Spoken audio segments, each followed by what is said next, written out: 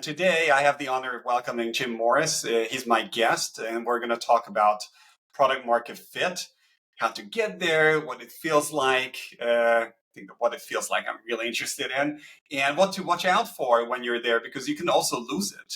I'd like to kick it off, Jim, by first of all handing the mic and asking you for a short intro. Sure. So I'm Jim Morris, and I started in this world as a software engineer, and have been spent about 20 years in startups. One of them went public, the other got bought, and in that time period, I did a lot of roles in terms of doing product before there was really product management. So really bridging that gap between business and technology. Eventually, kind of becoming the CTO of a company and running data science, DevOps, engineering, product design. And then kind of got burned out in startups. And about 8 years ago, went on my own and I coach product organizations. So individuals, teams, helping them transform into really modern product companies where they're talking to users, they're iterating in design, and it's a lot of fun. And I spent 19, 20 years in retail, and it's nice to be in a variety of verticals. So yeah, that's how I got here. Do you work with startups? Do you work with established companies? Do you have like a sweet spot? Yeah, I have usually a baseline, um, couple corporate clients, and Hmm. then I have startups that I work with from time to time. So this, as an independent consultant, there's sort of a way that I can have a steady set of revenue, and then also be able to kind of work with smaller companies. I've even worked with entrepreneurs. So it's probably 60% corporations and 40% startups and entrepreneurs. A sweet mixture. Let's zoom in on our topic today, which is product market fit. And as a product coach, what you also do is you coach your companies to get to product market fit. And I think what's as a first step today, it would be nice to put a definition out there. What is product market fit? Because there's a number of definitions if you Google it. And I'm curious how you define it with your clients in these projects. Yeah, I mean, I stray away from a numerical definition. This is really about them having a product in the market that's getting traction. And a lot of them will get traction through, you know, several products that have little traction. And what I'm looking for them is to get something that is repeatable, right? Not to become a custom software house. I want them to be developing a product that hits a market and grows through signing new clients, maybe building some features, but not trying to build a new feature for every client. And so that product market fit is getting penetration into their market. And then the hard part is, does that market pay enough money for them to be a successful business, right? So some clients are trying to do this, get traction.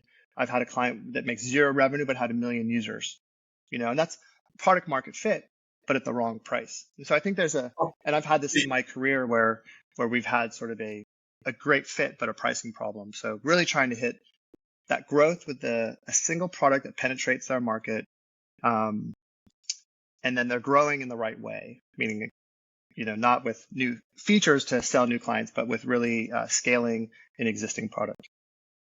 Okay, thank you. I think it seems for me it's like a sort of a common denominator. This some sort of like growth element in the product, and that people adopt and use it. And then some say it grows through word of mouth without spending money on marketing. You're still growing your customer base, maybe at an exponential rate. Yeah, I mean, certainly the story of a friend of mine who started this company, Evite, and one day, she managed to like kick the power out cable off the computer that was hosting the server. And then people called her and said, look, I want you to bring back this website. And she was like working on a different website at the time. And her co-founders brought Evite back, and that became a really big deal. And they pivoted to that product. And so when you're taken by surprise, when the growth is more than you expected, those business plans that startups put out, Yeah. they're basically worthless. That's when you're beating that business plan. Of course, that's a great sign. Most people don't, but finding, like you said, that growth, and obviously with where you're not sort of paying for each customer. That's that price problem, right?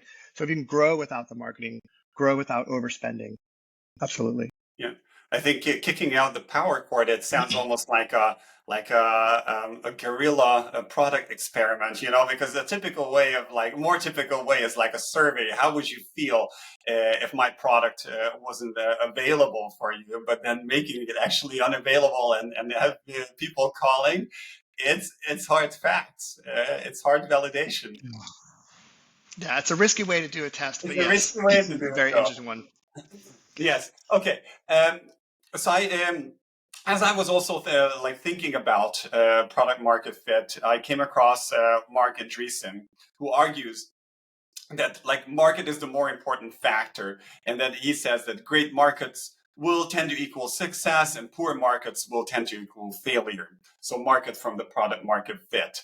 And I would like to get your opinion on what does he mean? What does Mark Andreessen mean with a good or poor market? Yeah, I mean, if I genericize it, products are like solutions and markets are like problems. And we're asking our product teams and our organizations to go after problems and opportunities. So if no one needs something, they're not going to spend their time and money on it. We're too busy these days. We're too distracted. We've got a lot of things taking up our time. And so to get into that market, it's got to be compelling, a compelling product, but people have to have the need, right? And so very rarely can you just sort of create a market. And he talks about a couple examples that do that. But so think about problem and solution. Products are like the solution. You really do need that problem, that market. And I'll give you an example. My most recent startup was not successful. It's a posture company. So the idea is you take the camera in your computer to help you maintain good posture throughout the day. Now, many of you in the audience are probably adjusting your setup right now to stand a little bit better and sit a little bit better. As it turns out, people really enjoyed using the prototype. They gave us positive feedback. But I remember a time when we went to a company and we did a lunch and learn. This is our guerrilla tactic. We got about 20 people to install it. And then a month later, only 3 people were using it. And then a couple months later, only 1 person was using it.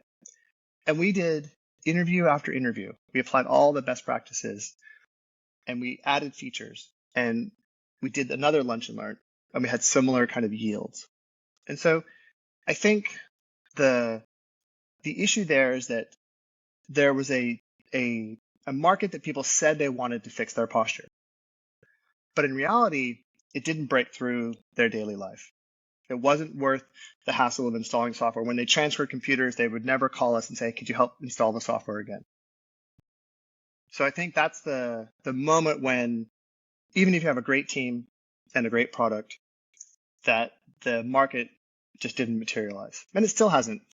People will buy physical posture devices on Kickstarter, but they're not multi-million-dollar public companies. These are just sort of more flash in the pan type situations. It's from your story. It also sounds to me that I think it's a very human characteristic that we want to look a certain way to our peers and the people, and that we all want to say, of course, I take care of my posture. This is, but when I'm sitting there and no one's watching, yeah, I've got other things to take care of, and it's I think one of the most difficult parts in product discovery is to distinguish between when is it then a user says something that they want to be, but they're not, but they want to look that way towards anyone who interviews yeah, them. I mean, there's this pressure, right? And so you can get bad signals. And that's it's part of the business. And as a product discovery professional, it's a little embarrassing to have a situation where I believed in a product so much that I put my time and energy into building a full functional product, trying to scale it, because we were getting this initial feedback that was positive, and it had this mixture of feelings like you were talking about, where people aspirationally wanted to fix their posture, people socially wanted to say they wanted to fix their posture, but in the privacy of their own home and computer, they couldn't be bothered. Yeah. Was there like a specific moment, or can you remember the moment when you said, "Okay, I'm shutting down because I reached a certain point, a threshold? I think back to that moment, that lunch and learn, as the moment when my realization started. I think about a year later is when I decided I was going to leave, and about 6 months later, I left. So it took me 18 months to really detach. That's how attached you can get to a product. My co-founders are still trying to make it work. There are a couple like big name clients who have purchased a subscription to it, but it's it's one of those things where I knew looking back that was a moment, the story I related to you, and our efforts to reverse that using the best practices behavioral science. I mean, from tiny habits to start at the end, one of the books on my shelf, like really just studying how do you get people to change behavior. Yeah, Yeah, yeah, yeah, yeah. didn't Thank work. you. Let's move on because I'm just also looking at the Sure. time, and we have. I'd love to listen to these stories, but I think you have other stories also in your treasure chest. So let's move on to the other companies that you built because you built a number of them, and I was wondering if you could tell like stories. First of all, do you think you achieved product market fit with any of your companies? And if yes, please pick one and just walk us through the story of how that happened. Yeah, it happened twice. One with this sporting goods company called fogdog.com, silly name, and the second time with a company called powerreviews.com. I'll tell the Fog Dog story. It's less well known and instructive for new founders, which is we had a business where we would do your website. You were a sporting goods company, like you had bicycles or you had clothing, and you wanted to just make sure people knew that you existed. You weren't selling anything online. And then if you wanted to buy it, we would help you find a store where you could buy that product. We grew to 100 clients. We got to reuse the software. Remember, take that one product, get multiple people to use it. We had the business plan was working, but we couldn't grow beyond a certain client size, and we weren't extracting enough money from the market. So sporting goods companies are cheap. They didn't want to spend a lot on websites. Someone like Apple was spending a lot on the website. And if you looked at the apple.com website and the websites we were building at that time, many years ago, they were very similar. But the company CKS Web, who was building the Apple website, Organic Online, they charged a lot more. And at one point, the US Olympic Committee, who had 40 or so sports that we were going to build websites for, said to us, I have mayonnaise in my fridge that's older than your company. And they didn't choose us. They went with some ad agency that had never built websites, right? And so what we learned at that point was we had to find something. And so we had a successful business with some product market fit, but maybe at a too low price point. One of our clients, Oakley, sunglass brand, started to sell replacement lenses, dipping their toe in the water of selling online. This is back when very few brands sold online, just retailers. That page was buried in the website, and people would find it, and people would buy. And we realized that people would buy sporting goods online. Because back then, Amazon only sold books. Books were simple. You didn't have to touch them. They had a distribution network. So we pivoted when we sold sporting goods online. We built an e-commerce website from scratch, and we went from $0 to $25 million in sales in a couple of years. We went public, and that was the situation where we moved office. So we had all the signs of growth: rounds of funding, moving offices, growth in revenue, growth in user base. Really realizing that people would buy these things that you normally thought they had to touch and feel: basketballs, clothing, shoes. What about that fit? People would still buy them online. We had a great returns process. So that was the story where we had a little bit of a ceiling. We found a little bit of a seed of a new idea. We pivoted, and that grew. Okay, that's a very inspiring story. Also amazing to hear how you like your revenue skyrocketed. I wanna I want to like dig into a little bit because there's a still like a data point between like your realization that you can sell sport goods online and the 25 million revenue. Obviously, you had to put in motion like brilliant sales or marketing initiatives. What do you think were like the key measures that you took? And let's focus on the sales side. that allowed you to take this insight and then turn it into a platform that attracts so much revenue? I mean, an external measurement was certainly Amazon's success in selling books. And at that time, there were companies basically taking each vertical, called kitchen appliances, sporting goods, fashion, and trying to take those verticals online. And so we were all filling what you would now just buy at Amazon as individual companies. Zappos was doing shoes, right? And so you had diapers.com selling diapers, right? So I think there was external momentum for e-commerce. People felt comfortable putting their credit card online. So that's the external factors. And we realized that transactional volume was going to have a higher growth than the SaaS revenue from building these websites. Because again, we had this cheap market. We were undervalued compared to people doing apple.com. And the big players in our market, the US Olympic Committee, wasn't going to buy it, weren't going to use us. So with these sort of, and there were other factors. I wasn't an executive at the time, but I was just sort of was there for all this. So then we dipped our toe, right? We had these initial sales. We also had a client called Nordic Track. Nordic Track does these fitness devices. Mm-hmm. And they wanted to sell directly online because they were selling through phone and TV. And people loved it. People bought it. People would ship these massive devices to their houses, right? So that was the second data point. And then we did not go buy tens of millions of dollars of inventory. We started by drop shipping. So one of my jobs was to go around the United States and hook up existing warehouses to our website. So we were able to do another experiment where we didn't spend a lot of money buying it. Now, our margin was smaller because we were taking less risk, but we could ship rollerblades from the rollerblade factory in Minnesota. We could ship treadmills from the treadmill factory in Utah. We could ship team sports from Pennsylvania and baseball and softball from San Antonio. And then when we felt there was a good enough signal, we invested in buying our own gear. And then at some point, Nike actually took a 10% investment in our company. We became the only place you could buy Nike products online, authorized. Amazing. So a variety of signals in sales, because each time we put out more product, we would get more sales. So that's the other part I didn't say. There was sort of this adoption concept from the users. Yeah.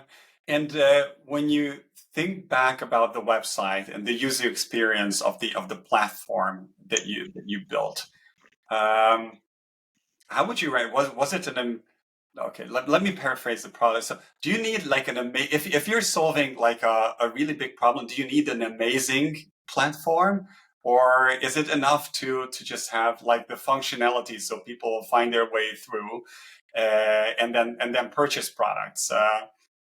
Because there's a lot of talk about like maximizing user experience, and I'm curious. I know it's like a different time, different setting, but I'm curious how it was. Yeah. There were, we had competition, and again, it was terrifying. There were other people who were thinking we could sell sporting goods online. We talked to an investment firm, and then they turned around and got John Elway, Michael Jordan, and another famous athlete to basically be their brand influencers, and they launched a website called MVP.com.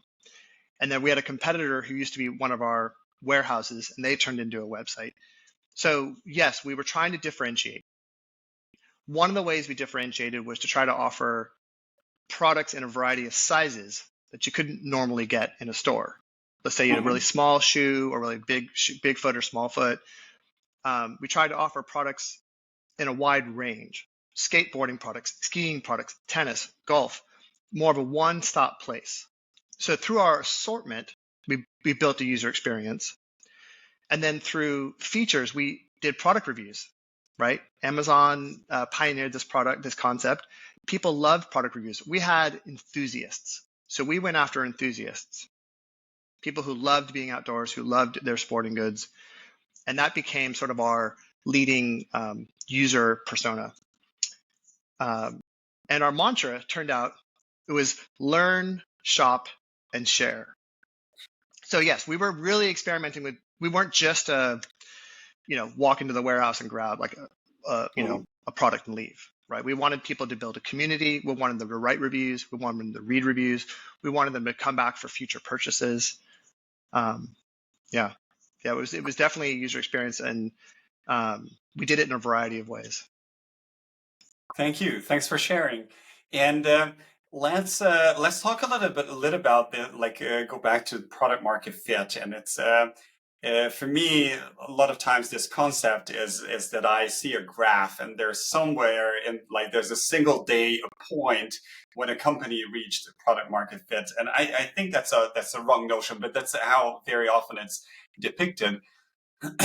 And what I'm interested in is that either back in the days when you worked in your companies, or now when you're a coach, like how can you measure your proximity to product market fit? Is there a way to understand how far you are from there? In the beginning, when you don't have $20 million in revenue, in the beginning, what I'm looking for in my clients is to ask them a very simple question. I call it the disappointment question. It comes from Sean Ellis's Hacking Growth book and his career. And it asks, how disappointed would you be if you didn't have access to this product or this feature? That assumes they've had some chance to understand it and get used to it. And I like it because they separate people into very disappointed, somewhat disappointed, or not disappointed. And we do this in user interviews, and it allows the team doing the interview to get a verdict from the user. Because sometimes people will speak positively and negatively, and it gets a little vague in a user interview. Yeah. And so when you ask this question and you write down a specific answer, and the person says disappointed, and you prompt them to give you the specific answer, very, somewhat, or not, most people will say somewhat. That's because most people and most products are just sort of okay, right? Most people aren't burning for something new, and they're busy, and your product in the early stages is just okay. So when you hear very disappointed, you lean in and you try to figure out why. Are there more people like this in the market? Why is this person really very disappointed if they could not have this anymore? And it starts to separate out. And when we did product reviews, people give a lot of really positive ratings. So if you ask for 4 stars or 5 stars, it's not a great signal, right? Most of us have Uber ratings of 4.9, and if you're 4.94 and I'm 4.92, right? These are not meaningful differences. That question provides meaningful differences. So in the beginning, I had them ask that. I had them aggregated over 5 users, 10 users, 20 users. Where are you at? I didn't invent that, but I like it and I use it a lot. I use NPS for larger concepts like a presentation or a workshop. You could use it for a company. I don't use it for features. And recommendations don't necessarily always work. There are products that I work with that are US government products. There are products that are discrete products that people don't want to know that other people that are using it. So the recommendation question doesn't always work. I think it's fine. I don't hate NPS, but I do think that disappointment question is a concrete question that has a percentage you can look at that is directional. It Yeah, does not tell you you're going to get there. we always ask the same question, right? It's formulated the exact same way. Yeah, you change the last part, like But- whatever the name of the feature is, but you ask exactly the same way. And when the user gives an answer, you force them into not somewhat or very, because they inevitably just say, oh, I'd be disappointed, because they want to be nice to you. Especially those of you online who are in America, people are too nice. It's hard to believe what Americans say because they're trying to be nice. Yeah, So yeah, that yeah. question really does separate people. Interesting. I attended a workshop with Marty Kagan last week, and one of the things he said about validating with users, he also pointed out the exact opposite. Like the most insights you can also get from people who hate your product, who don't like it. So in this scale, they would be the very not disappointed if your product was available. Have you had Well, Marty says you can get the best. He likes the feedback, the negative feedback, and I would agree with him. Coming from the negative feedback, why people don't choose, or even if they're using your product, but because they're forced, let's say because you're doing an accounting system or something, and they can't get rid of you. But it allows you to understand why they hate and then eliminate that friction. Yeah, the key distinction is that some people will never be your customer. And when people say not disappointed, Sean Ellis's point of view is that those people are not really your market. It's the people who say somewhat disappointed, who have the potential to be converted.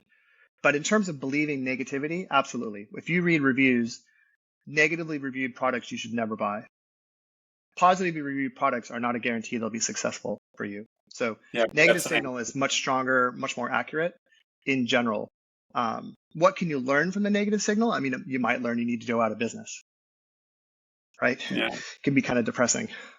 You can't yeah. always convert everybody. Yeah, true. Let's go back to your company, like this amazing revenue growth.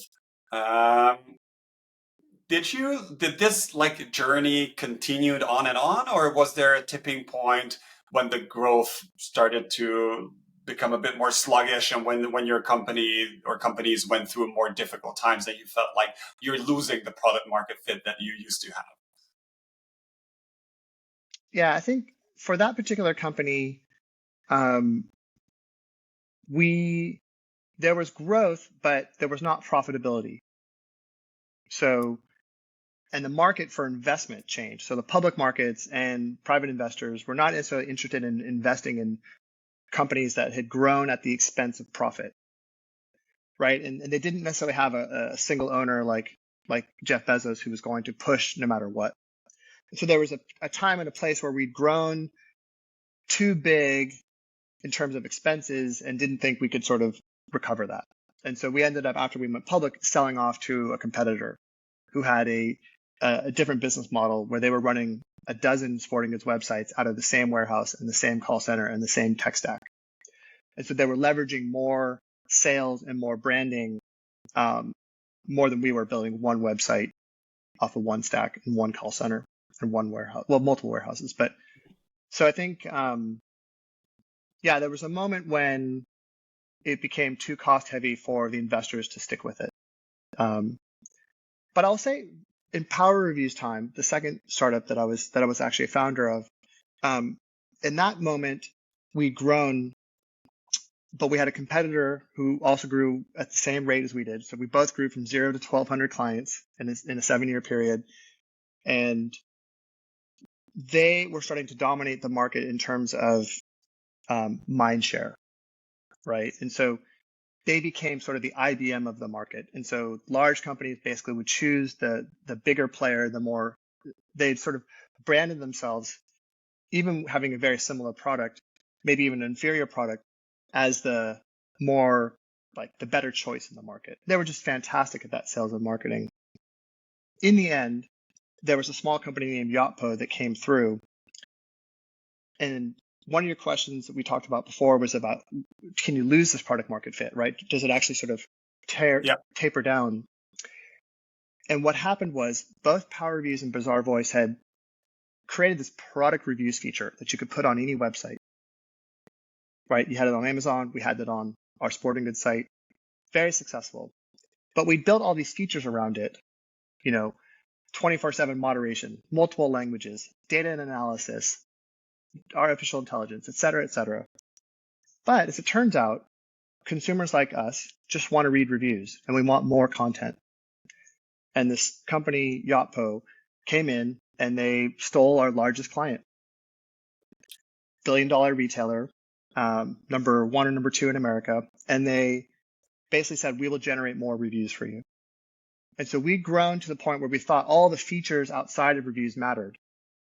As it turns out, what mattered was lots of reviews. And as you know, there's fatigue in writing reviews, right? You get solicited to write reviews all the time, so people don't write them like they used to. So you used to get 10% return on sending out an email to get reviews, then 5, then 1, then 0.5, then 0.1. They kept it simple. Their form was short, and they basically started to disrupt the market through going back to the core of what the product market fit was. And so if you're one of these companies, you can stray far enough from this. Like we had a long form, it had multiple steps, and that's how you built things in 2006, 2007. But in 2023, you just text message a review. It's going to be short. It's going to have stars. So I think I have seen and I've ridden through the roller coaster where you go all the way to the top, and then yes, not all, well, sort of to the bottom, not quite. Yeah, Yeah. yeah. Thanks for sharing the stories. And we're actually at the end of this current this discussion section, and I want to hand over the stage to our audience to ask questions. I already see a few questions posted in the chat. Thanks a lot. I'll start throwing them at Jim at high speed. And if any of you have further questions, feel free to add them. Like, we'll try to cover as much as possible in the next 12 minutes. All right. So let's go for this. So the first question we got is, how do customer personas and buyer journeys evolve as a product moves from initial development stage to achieving PMF, product market fit? And how should this, okay, this is the first part of the question. So let's focus on this, and then I'll give you the second part. Yeah, I mean, I think in consumer land, you're looking for, well, in consumer land, you have to be aware of your early adopters. So at Fogdog, we had these enthusiasts, but how many people were going to take that plunge and put their credit card online and buy? Like, were we a little too early for the e-commerce revolution, right? And so I think that persona was somebody who was willing to put their credit card online in the late 90s and trust a secure server and things like that, and somebody who wanted to buy sporting goods and who didn't necessarily have that touch and feel of the product. On the business side, so what happened as that evolved was, yes, we were able to stick with the market, and more people every year felt more comfortable buying online. And so the persona didn't necessarily change, but people started to fill that persona in as trust built over time. The buyer journey is quite different, of course, from going in a store to buying online, and this is that shipping problem, right? So the buyer journey of, well, I need it now. Well, if you can wait a day or two, you can still get it from Amazon Prime. So Amazon's been working on shipping just like the whole industry has for 20 years. So I think Amazon's been trying to disrupt the buyer journey by shortening that shipping window and by increasing their assortment, right? And so they're reaching more personas. And then with the subscription, they kind of lock people in, sort of. You feel locked in. $99 isn't that much when you buy a lot of stuff. On the business side, what we found was retailers like Walmart, Best Buy, Staples, REI, other companies they really wanted reviews. They needed content for their site. They needed fresh content. They needed to differentiate from each other. Sony sold the same TV on 150 different websites. So if you had more reviews, people would come to your site. Now, Sony themselves, the brands, didn't want to have reviews on their site because they thought their product was perfect. Why would you go to Sony and not have all 5 stars for your product?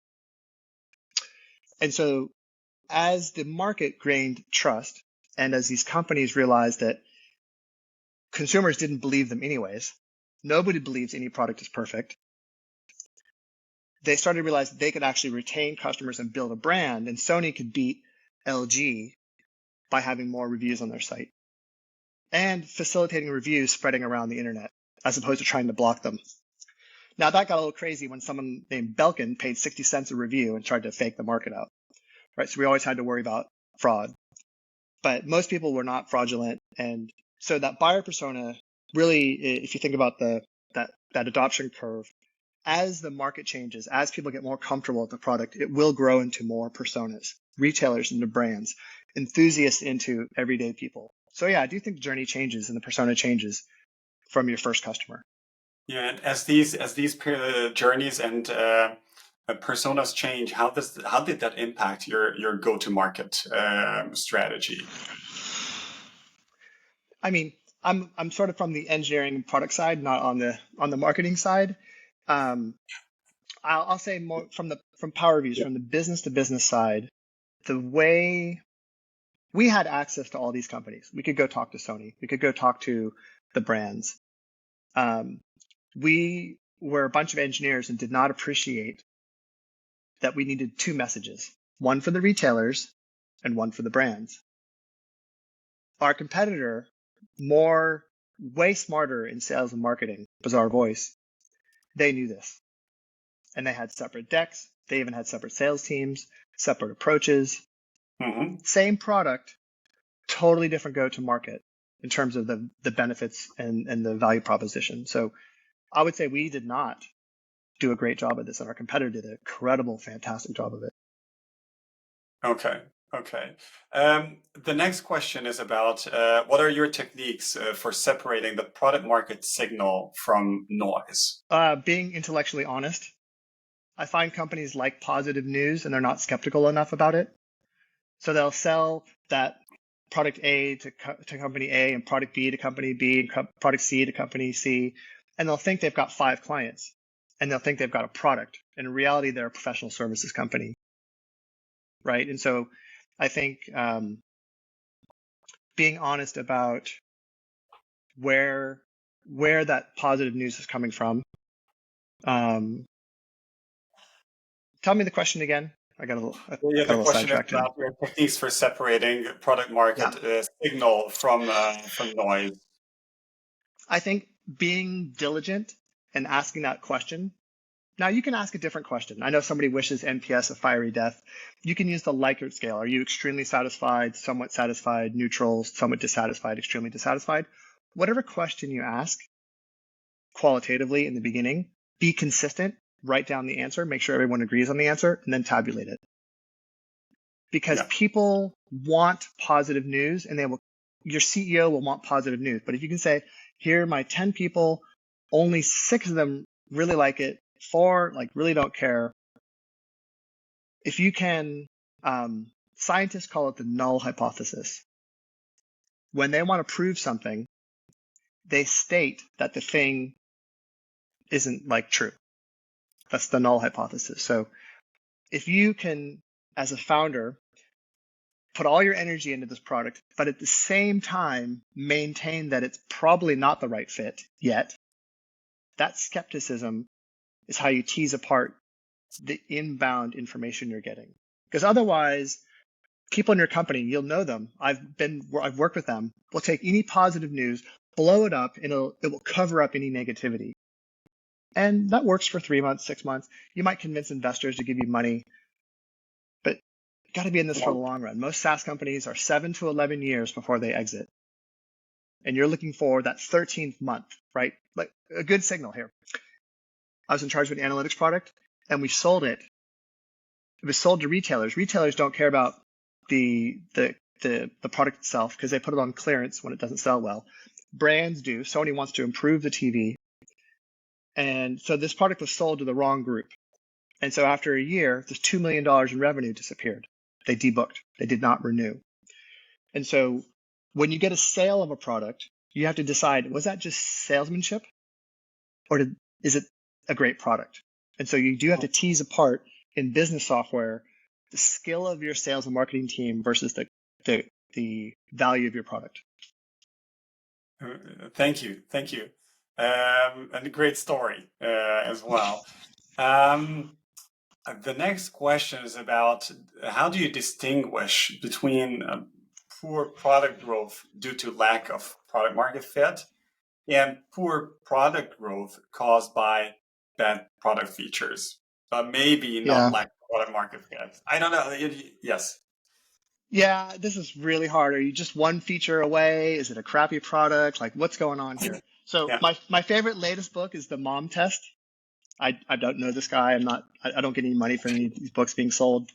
And the crux of it is try to, when you interview people, investigate the problem and the pain point and the opportunity without even saying what your solution is, right? And the example I give is try to describe your product. Maybe it's AI based without using the word AI, right? If I want to get a summary of 1,000 pages into 10 sentences, well, they could just divide that up amongst 100 people in a different country, and it might take more than 5 seconds to get back to me, but there could just be smart people behind there doing these recommendations and summary for me. The point is, does that provide the value? Does it actually give me a good summary?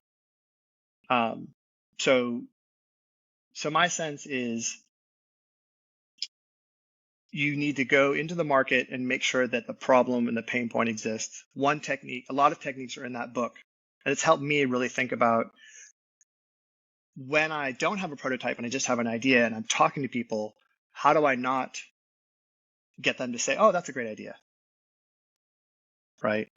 It's usually by not talking about the idea and exploring the problem and the pain point. Um, it's there's just, there are like rocket ships like Craigslist and eBay that are really crappy products that just had a market that was just ready to explode. And then you have products that are slow and steady, 7 to 11 years to get to, a point where they exit, like Power Reviews and Bizarre Voice. And you have lots of zombie companies that don't ever get traction. And in that sort of 7 to 11 years and the zombie companies, it's really just hard to tell where you are, honestly. Yeah. I have two more questions, or actually now a third one came in. So let's see if we can squeeze it in here. So these are the, like in chess, the rapid games. Okay.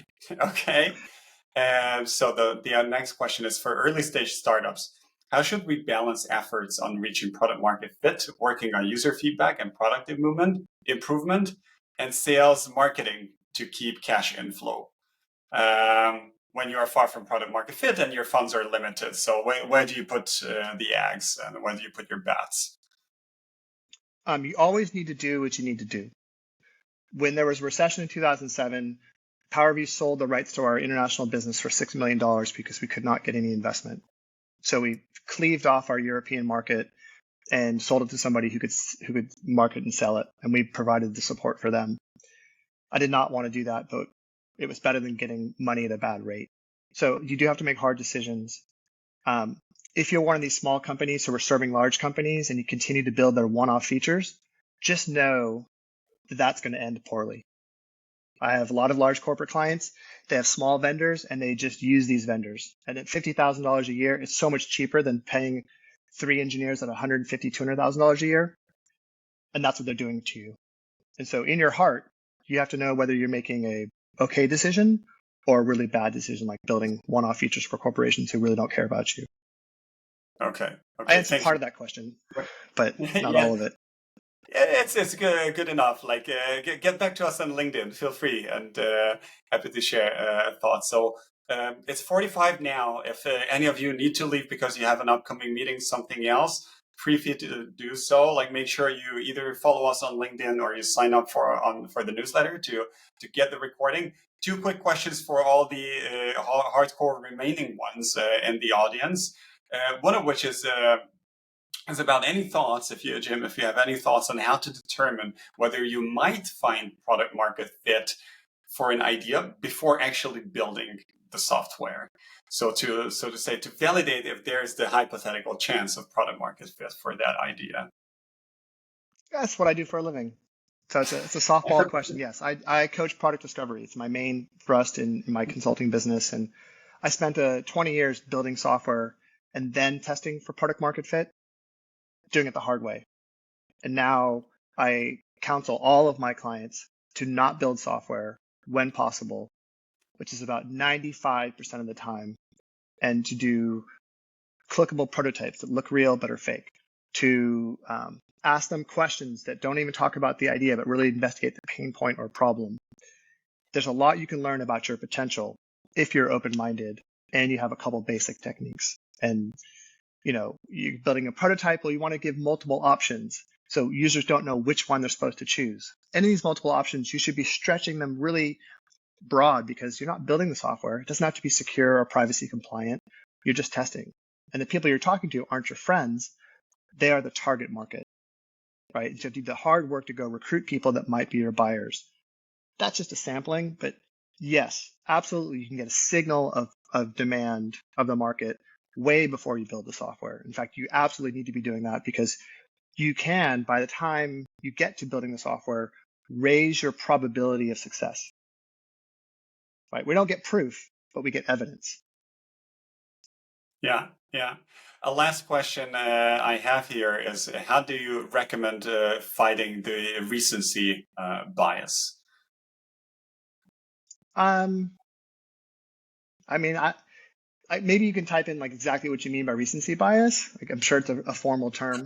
I'm not a formally educated ethnographer, but Yeah, maybe yeah. give me. Let me feel it so in behavioral economics, and correct me, Daniel, if I'm wrong here. So the recency bias refers to like a human bias that we recall events from our recent past a lot more vividly, like gains and losses as well, and tend to make decisions based on these and over proportionately considering these events as opposed to events in the last 10 years. Yeah, I mean, to some degree, you need to know what's going on in the last like 3 to 18 months, right? And you need some forgetting of what happened before that because the market's changed, the way people use apps, the way people use technologies, the new feature that gets added, like GPS location in an app, changes what you can do in an app, right? So every 6 to 12 months, Android and Apple are putting out these features that can change the market. We don't know if they will or not. In terms of recency, I mean, spreadsheets and numbers certainly help keeping track of stuff. Product market fit extent. Most of the startup world is like you're in a cloud and you're just revealing pieces of the cloud. It's like when you're gaming and you walk in a room and the room opens up, or in the military, they call it the fog of war. So it's hard to know what you don't know. And there's a lot of risk, right? In terms of recency, I mean, for simple features, I'm looking for people to talk to 5 or 10 people before they build software. Bigger company type ideas, 20 to 50 people while you're iterating the idea. But just because I talked to 20 people like this month versus 20 people over 6 months, I mean, I'm trying to think of where recency comes to me to be a problem. I'm sure there's something specific you're asking about. Yes, yes. I think if the way I also understand one of the comments here is that when, for instance, like a user or a customer leaves you a comment, like they may have had multiple touch points with your company, and then it's just one data point, one event that you get from them, which is like if I'm angry at something currently, I just leave a comment there, and it looks like I'm an angry customer in general. Yeah, okay. Someone said shiny object syndrome, and Daniel said yes. Okay, so that's totally different. So shiny object syndrome is people who want something to happen that's not happening, right? And if you're subject to this, and I've seen people, like, well, we can't sell directly to through the channel. Let's go directly to consumers and let's do Kickstarter. Well, Kickstarter didn't work. Let's go to this type of model. And so people want it to work, and so they're going to bounce from business model to business model. They're going to bounce from market to market. This, of course, in itself is a signal of not having product market fit, right? And so, because usually the place where you start is where you think you have the best chance, and the next place you start is probably the second best place. So, how do you combat it, or how do you? I mean, it's intellectual honesty. That's what I tell my clients. Like, you need to be clear as to, is this a real signal? Is it just one? And people who have the 3 clients that pay them $4 million each are not the same $12 million business as somebody who's got 1,000 clients, Hmm. right? And the people with 3 clients are doing a lot of custom software. And so you can feel like you've got like a $10 million plus startup, when in reality, you're just glorified Accenture. Yeah, it's not repeatable. Amazing, Jim. I think let me cut off the session today because we also overstretched your hospitality and thanks a lot for like covering all the questions that we got here.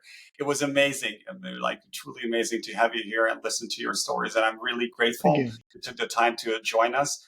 We had fantastic questions from the audience as well. So thanks to them for being active and being part of the discussion here. And I wish everyone a nice morning, afternoon, whatever time zone you're in. And Jim, to you, I hope to see you around and talk to you again in the Yeah, future. absolutely, Coach. This has been a lot of fun, and I appreciate recounting the stories, and I hope it was really helpful for people. So, yeah, Absolutely. thank you. Thanks so much. Take care. Have a good one.